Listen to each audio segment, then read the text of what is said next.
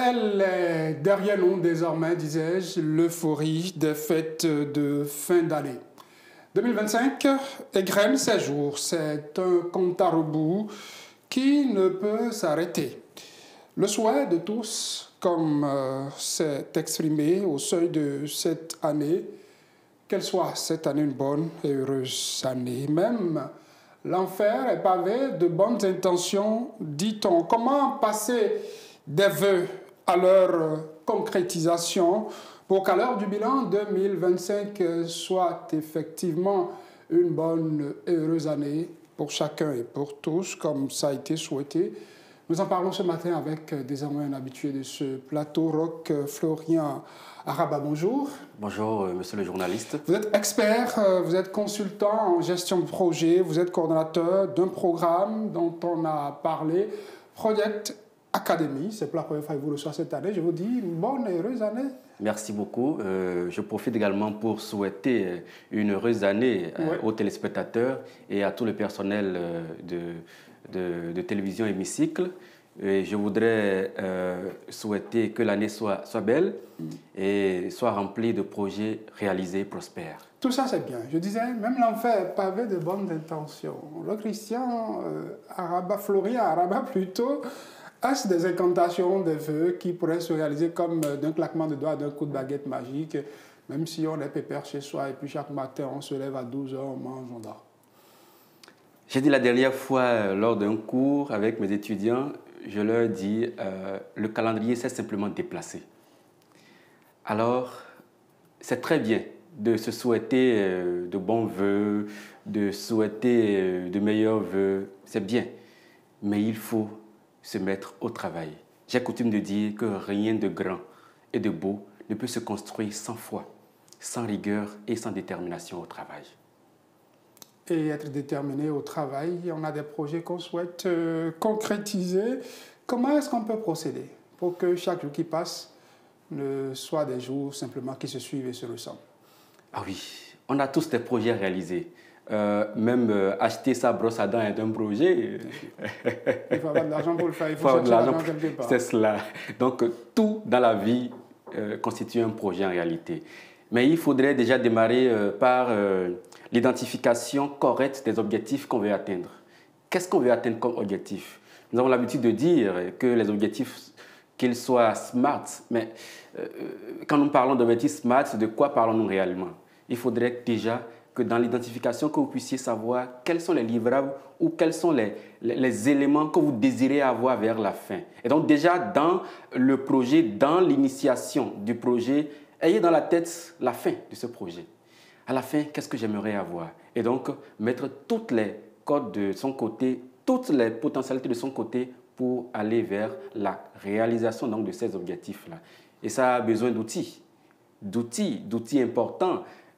Vous savez, nous négligeons bien souvent la hiérarchisation de nos objectifs et de nos activités. On se dit, ben oui, j'ai beaucoup de choses à faire, j'ai telle chose à faire, mais tout n'est pas urgent, tout n'est pas important. Il faudrait avoir un plan, certainement. C'est cela, il faudrait avoir un plan. Et moi, j'ai l'habitude de conseiller le plan de la matrice de Eisenhower. C'est une matrice qui a fait ses preuves. Je crois que c'est le 34e président des États-Unis qui a laissé son nom à cette matrice-là. Il disait bien souvent, et il appliquait dans les activités de sa vie, mais également les activités publiques, il disait ce qui est urgent est rarement important et ce qui est important est rarement urgent. Il faudrait tout simplement travailler à réaliser automatiquement ce qui est important et urgent. Ce qu'on constate qui est important et urgent, on le réalise en même temps. Mais ce qui est important et n'est pas urgent, on peut planifier ça et déléguer et mieux structurer cela. On planifie, on se donne des délais parce que là c'est important, mais ce n'est pas urgent tout de suite. Donc on planifie pour avoir toutes les possibilités de son côté pour pouvoir bien le faire. Mais il y a des activités qui sont urgentes mais qui ne sont pas importantes. Mais là on peut confier ça à quelqu'un, on peut déléguer ça, on peut responsabiliser des personnes pour faire donc ces activités-là. Et ce qui n'est pas important, ce qui n'est pas urgent, on peut éliminer ça et donc oublier, carrément abandonner cela. Oui, j'allais dire déléguer, un peu confier des responsabilités. Là, on se trouve peut-être dans un environnement de société, d'entreprise. Et pour soi-même, j'ai une année devant moi, j'ai des objectifs que je pourrais atteindre, planifier. Est-ce que cela consisterait à ce que je me saisisse d'une feuille, d'un stylo et que je commence par dire 2025, voici ce que je me souhaite. Et pour que ça puisse s'accomplir, janvier, il faudrait que je fasse ceci, cela. Février, si, mars, ainsi de suite. Et que je puisse faire des évaluations à chaque étape pour savoir là où j'en suis. La vie est un projet. Et nous faisons bien souvent une erreur, celle de tout confier à notre cerveau. Non, notre cerveau peut ne pas être tout le temps fidèle. Le tout premier outil, la toute première application de base pour toute personne humaine, c'est un agenda. Chacun de nous devons avoir un agenda et nous devons, de façon journalière, préciser les tâches que nous devons faire. Je prends le mois. Dans le mois de janvier, voilà ce que j'ai à faire. OK, à partir de ce jour, qu'est-ce que je fais? Demain, qu'est-ce que je fais? Jusqu'à finir le mois. Et au fur et à mesure, je fais un suivi. Qu'est-ce qui a marché? Qu'est-ce qui a fait que je n'ai pas pu atteindre cet objectif-là? Oui, j'avais précisé que, par exemple, le 15 janvier, j'aurais déjà, par exemple, épargné 500 francs CFA. Je n'ai pas pu. Qu'est-ce qui est à l'origine de ça? Est-ce que parce que j'ai pris de trop une bière dans la semaine? Si c'est cela, il va falloir donc rediscipliner donc, ses priorités et mieux atteindre les objectifs. Et donc, planifier chaque jour que Dieu fait, c'est très important. Il faudrait consigner cela dans un agenda pour pouvoir préciser les différents éléments et suivre donc cette tâche-là à la lettre pour s'en sortir. Vous avez parlé des tâches, de ce qu'on a à faire qui pourraient être urgent et qui ne pourraient ne pas être importants, ou des choses qui pourraient être importantes et pourraient ne pas être urgentes. Oui. Comment est-ce qu'on pourrait arriver à identifier tout ça dans la masse de ce qui nous attend, de ce qui fourmille dans notre tête? Comment arriver à identifier cela? Il faut tout simplement revoir ses objectifs. Qu'est-ce que j'aimerais avoir comme résultat? Parce que les objectifs vont vous amener vers des résultats. Je me fixe un objectif. L'objectif, c'est quoi? C'est peut-être d'acheter une moto, un véhicule à 2 roues en 2025. D'accord. Ça me permettra de faire quoi? Je dois m'appesantir beaucoup plus sur cette finalité-là.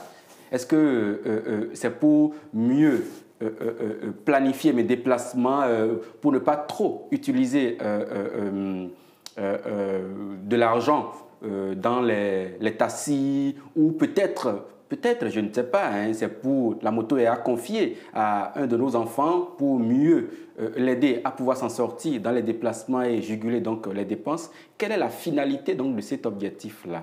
Qu'est-ce que je veux atteindre comme résultat? Quels sont mes livrables en réalité? Et donc, c'est sur cette base-là qu'on arrive à pouvoir identifier les différentes tâches, les différents objectifs, mais ensuite à les hiérarchiser. Il faut hiérarchiser les objectifs. Nous avons des objectifs à atteindre, d'accord? Mais tout n'est pas urgent et tout n'est pas important. Ce qui est important et urgent, compte tenu de nos objectifs, compte tenu des résultats qu'on désire donc atteindre, on fait ça tout de suite. Parce que là, c'est urgent et c'est important, on fait ça tout de suite. Mais ce qui est important et n'est pas urgent, je prends l'exemple d'un... je suppose que je dois, par exemple, répondre à une demande. J'ai vu un appel à candidature et j'ai trouvé que ça répond à mon profil. Alors que j'ai besoin donc, de cet emploi-là pour pouvoir avoir une stabilité professionnelle. Là, c'est important. C'est important pour moi. Et donc, puisque l'appel à candidature demande à déposer les dossiers au plus tard dans 2 semaines, je planifie de façon structurelle donc, ma lettre de motivation, mon CV, toutes les pièces qui me sont demandées, je planifie l'écriture de ces différentes pièces-là pour pouvoir mieux m'en sortir et déposer à temps. Je ne fais pas ça de façon précipitée parce que là, c'est important, c'est très important pour moi, mais ce n'est pas urgent parce que la date est encore un peu loin.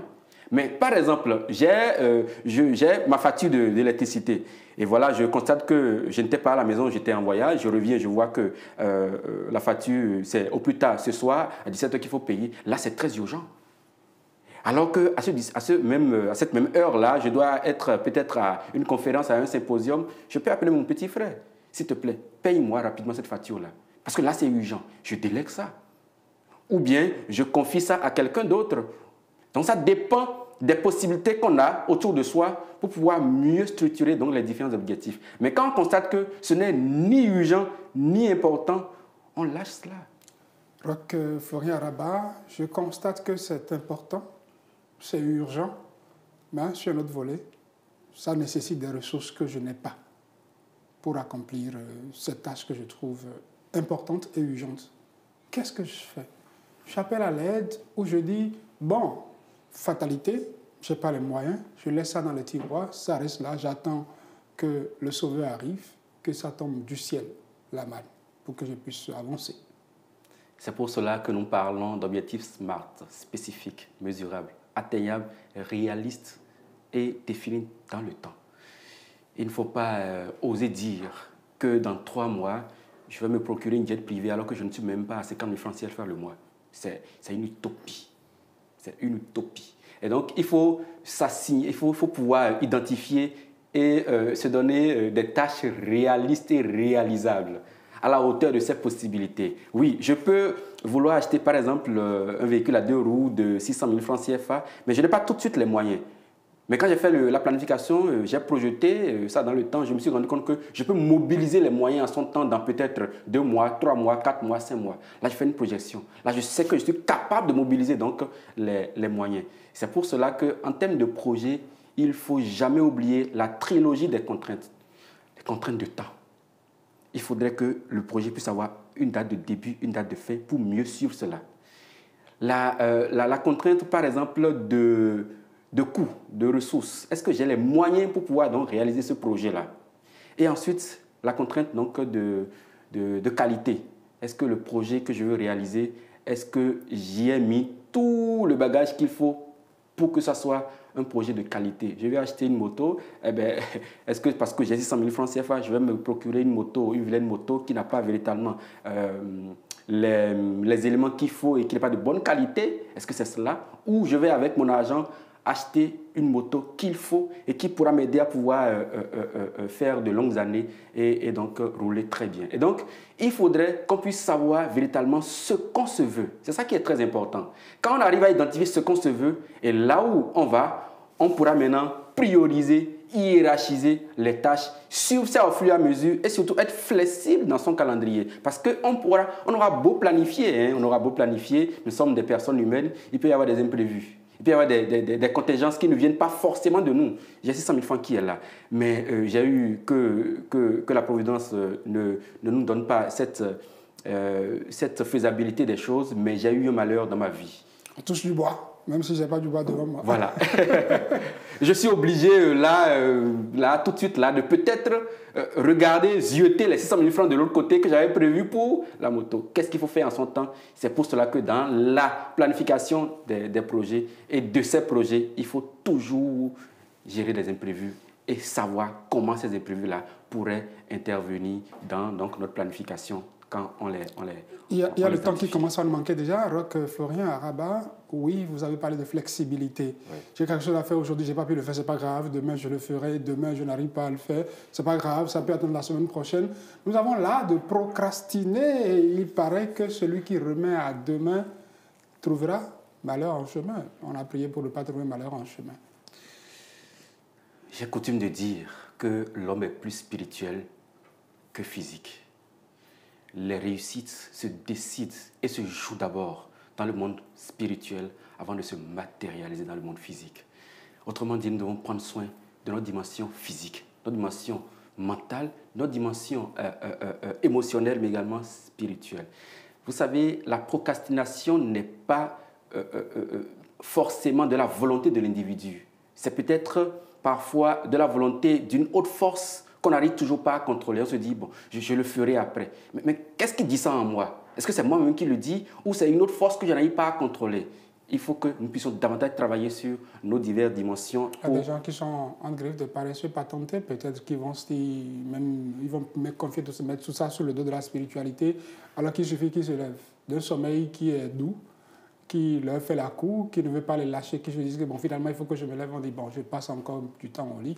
Ceux-là, c'est des cas aussi qu'il faudra qu'on gère, puisque vous parlez de spiritualité. Bien sûr, c'est aussi des cas, et c'est des cas, je crois que ces genres de cas sont, on ne parlera pas de paresseux, mais peut-être de personnes qui n'ont pas confiance en eux. Ils n'ont peut-être pas confiance en eux, ils se disent, ben, je pourrais encore dormir un peu. Bon, ça ne gêne pas, je pourrais dormir encore un peu. Sans savoir que le temps qu'on perd se rattrape très difficilement. Et donc, il faudrait faire l'effort de tout de suite travailler sur les priorités que nous avons quand nous donnons cette tâche-là. Parce que nous ne savons pas toujours ce qui se passera demain. Aujourd'hui, je suis à la télévision hémicycle. Je ne peux pas jurer pour dire que demain, je me lèverai. Je ne suis pas Dieu. Je ne peux que demander cette grâce-là à Dieu. Autrement dit, ce que j'ai la possibilité de faire aujourd'hui, eh bien, que je le fasse maintenant et tout de suite. Nous sommes presque à la fin déjà. Je vais vous laisser dire un mot à nos téléspectateurs, ceux qui nous suivent et qui prient toujours pour que 2025 soit une bonne année et qui se demandent comment faire pour que ça se concrétise. Merci beaucoup. Je voudrais vous remercier déjà pour l'invitation. Je voudrais dire à nos amis téléspectateurs que la vie humaine en est même un projet. Nous gérons chaque jour que Dieu fait des projets. Et pour que 2025 soit une année prospère pour nous, une année de projets réalisés, il faudrait que nous puissions davantage travailler. Mais surtout, connaître nos objectifs. Qu'est-ce que nous nous fixons nous-mêmes pour 2025? Et quelles sont les ressources dont nous disposons? Quels sont les moyens dont nous disposons? Quelles sont les potentialités dont nous disposons? Et travailler à identifier tous ces éléments et efficacement y arriver dans la discipline, dans la rigueur, dans la détermination, mais surtout dans la foi en ce en quoi on croit. Merci.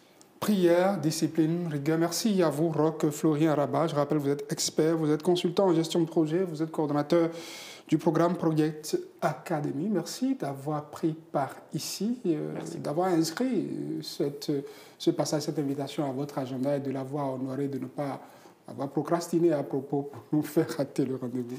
C'était un plaisir. Merci, excellente journée à vous. Merci, à vous de même.